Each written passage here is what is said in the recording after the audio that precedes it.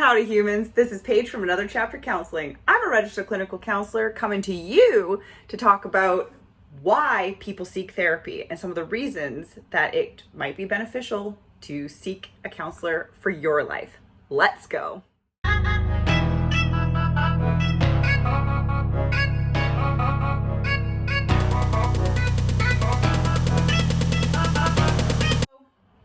Therapy. Why do people go to therapy? Well, there's a variety of reasons why people go out for counseling and seek a bit of assistance and guidance. One of the things is a lot of people don't realize that they could or should seek some assistance with the issues and concerns they're experiencing in their own life.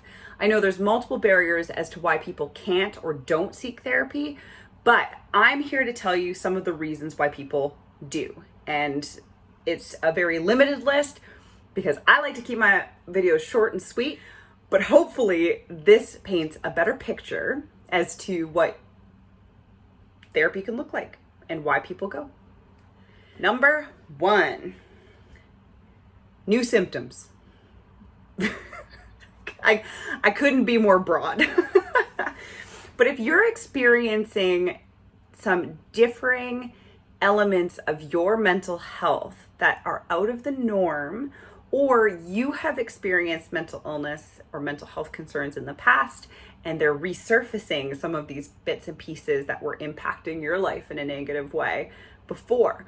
Symptoms could be a plethora of things. There could be a variety of reasons why they can be there, but counselors can help you reduce the symptoms by kind of targeting them and getting to know you a little bit better, so that we can find different ways to help you move through the illness you're experiencing. And we will give you some options or suggestions of referrals if you might need another specialist to be a part of your care team.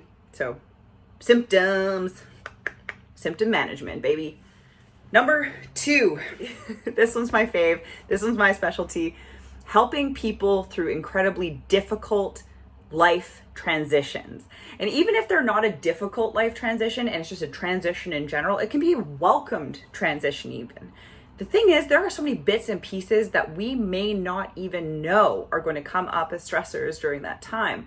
So this can be inclusive of a variety of things, but some of the examples I share are loss of a job, just changing jobs by choice, loss of a loved one, loss of a relationship, loss of opportunity. Like, for example, COVID really took away a lot of opportunities for people, financial loss, stock market, and also other just like really big transitions that we're going through. Maybe even just going to university for the first time, or leaving university and trying to find like a sense of identity as who you are outside of being a student.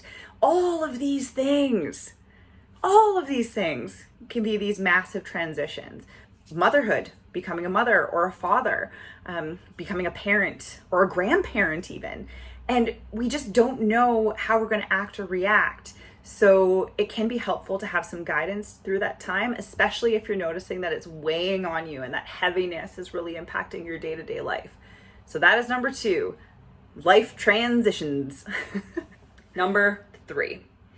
This is another one that I really like to mention to people, because a lot of people don't even realize this is an option. Going to a counselor to work on yourself, just period. There might not be anything else going on in your life. There might not be a massive crisis. You might not be having some issues or concerns in your world, but you can just feel like you could be doing better or want to be doing better. This is also a good avenue for life coaches as well, not just counselors or therapists. But what can happen is we sometimes just need some accountability.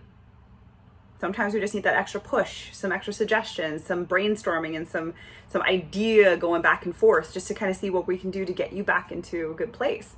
And the thing with that is we can be doing very preventative measures. We can be helping you build your coping style so that when you do hit a point of crisis, you've already got some skills to kind of help you through that time. It might not be so negatively impactful.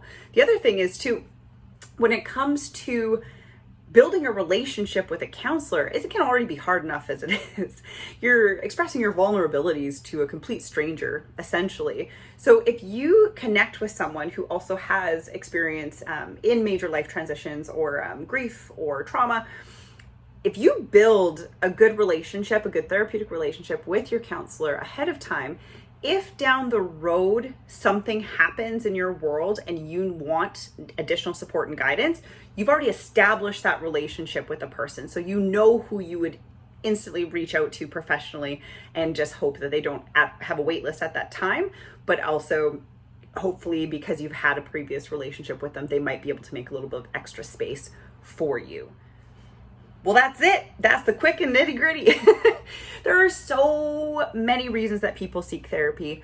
There are lots of common themes among the stuff that I work with people, including relationship stuff. I'm not a relationship counselor. I don't do couples therapy or family therapy directly, but I do work with individuals about their family relationships or their romantic relationships and how that can look. So just know that if you're curious about counseling and not sure if it's the right fit for you, it's still worth looking into someone. So look into different people what their specializations are. You can even Google search it, therapist who does blank. You might be able to find a few different people on something like Psychology Today or wherever your registering body from your province, state, or territory, they might have a list of counselors too. And lots of people do offer free consultation services. So you can even ask the questions, does your expertise help with this? Whatever this is. And then that way you can make an informed decision as to whether maybe therapy is the right decision for you. Anyways, I thank you so much for listening. If you have anything to add to this, please comment below. I would love a like, a subscribe, and also check out my social media channel. You're going to see it on the next slide right away. Ciao for now.